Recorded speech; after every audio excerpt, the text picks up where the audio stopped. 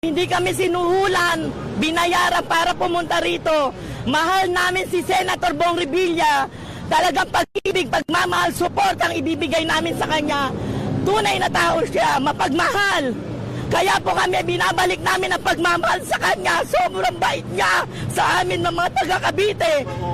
Sobrang pagmamahal sa amin, kaya po talaga kasama namin siya. Ipaglalaban namin. Hindi siya nag-iisa, Senator Bong Revilla. Mahal na mahal ka namin ng mga taga-Cavite. Bakit po kayo napapaiyak? Ano po yung malaking naitulong sa inyo ni Senator Bong Revilla na siyempre naging emosyonal po kayo ngayon? Kasi po, si Bong Revilla napakabait, matulungin sa Cavite. Wala po kaming masasabi. Talaga sobrang full support po sa mga taga-Cavite. Mapagmahal, ipinakita niya talaga. Nagtatrabaho sila ng tunay.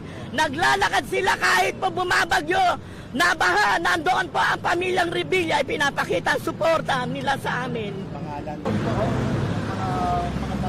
Abutin ng mga 1,000. Noveleta, nagpunta po kami ngayong araw dito para magpakita ng suporta para sa aming minamahal na Senador Bong Revilla Jr. Naniniwala po kami, no, na wala pong kinalaman at hindi sangkot si Senator Bong Revilla doon sa mga akusasyon na ibinabato sa kanya ngayon. Hinarap niya ito paggabi, personal siyang sumuko, no, dahil naniniwala siya sa end niya na wala namang kinalaman, hindi naman para magtago, no, ang taong wala namang kasalanan at wala namang kinalaman doon sa usapin ng flood control.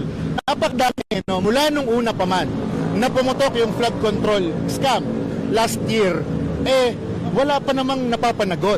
Wala pang kahit na sino doon sa mga lumutang na mga malalaking pangalan ang napapanagot. Bakit si Senator Bong Revilla?